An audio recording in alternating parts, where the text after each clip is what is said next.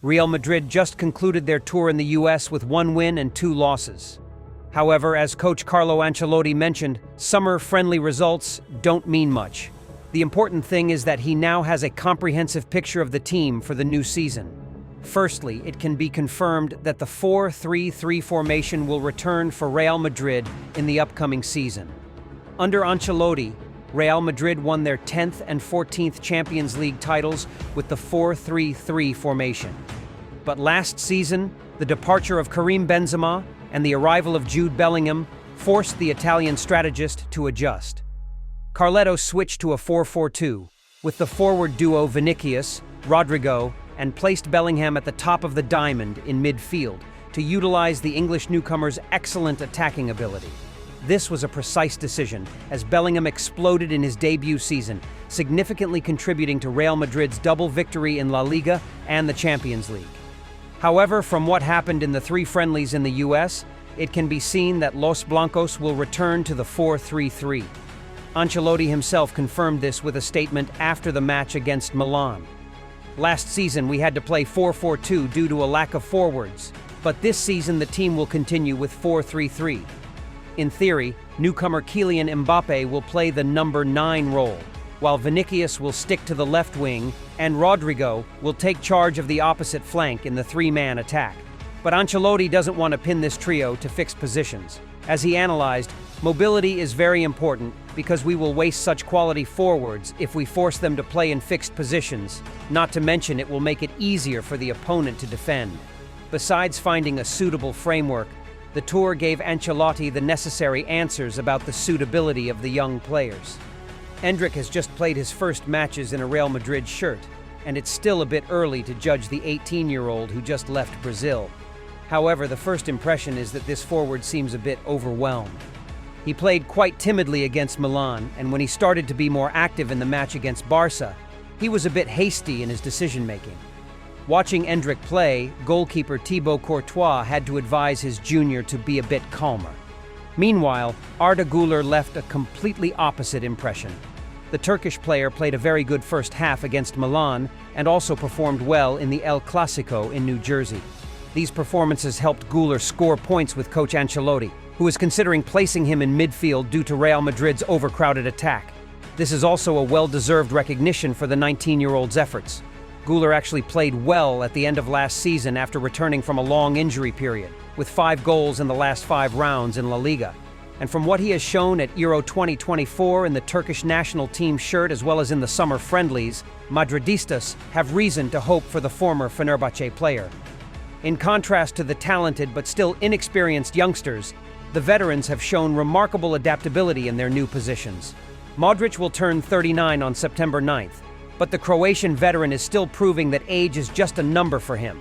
Coach Ancelotti also remarked, "Modric has returned with excellent fitness. I see him in top shape."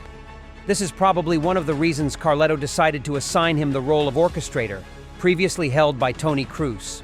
Modric was positioned as a pivot in both matches against Barca and Chelsea, even though theoretically, the young Mario Martin would be the most reasonable replacement for Kroos. Initially, the veteran was a bit hesitant, but he quickly accepted because, for him now, every match is a gift. And of course, it wasn't difficult for Modric to fulfill the task thanks to his superb ball control and pressing escape skills. Speaking after the 2-1 win over Chelsea, Coach Ancelotti did not hold back in praising Modric. He commented, "He is a fantastic player with great game-reading experience and excellent timing."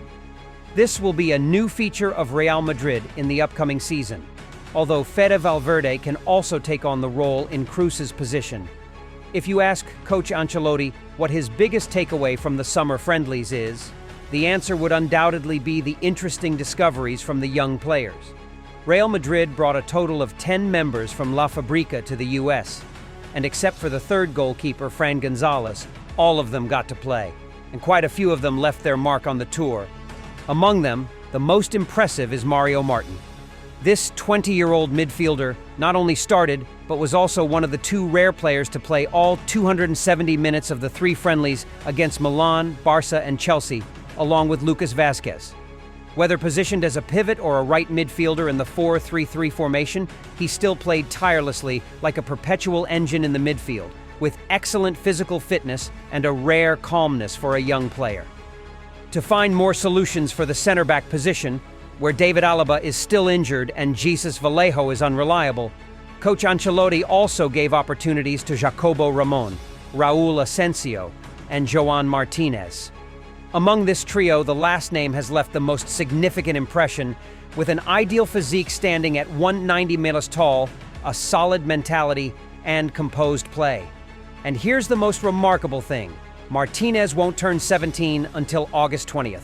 Finally, we can't forget to mention Nico Paz.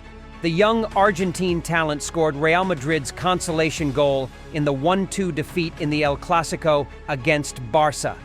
And he also made a statement for the new wave in the Los Blancos squad, asserting, "We young players are not just here to make up the numbers, but have proven that we are always ready to help the team."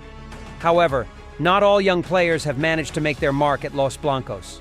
Real Madrid has sold several young players this summer, including Rafa Marin, Alex Jimenez, and Marvin Park. More players are expected to leave in the coming weeks as the club's management aims to continue raising funds before the transfer window closes. One player rumored to be on his way out is Alvaro Rodriguez. The 20-year-old has struggled to impress in the first team over the past 12 months. With Kylian Mbappe and Endrick at the club, his chances are even slimmer, and leaving would allow him to continue developing.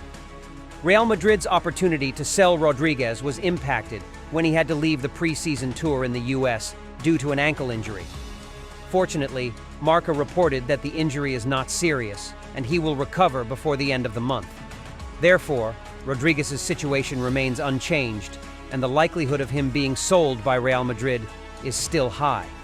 Several Spanish clubs, both in La Liga and Segunda, have shown interest and are expected to make moves soon. So Ancelotti's process of filtering and testing personnel is considered complete. In about a week, Real Madrid will enter the new season. Mbappe and his teammates will face Atalanta in the UEFA Super Cup on August 15th. This will also be the first shot in their long march across 7 competitions in the 2024-2025 season for Los Blancos.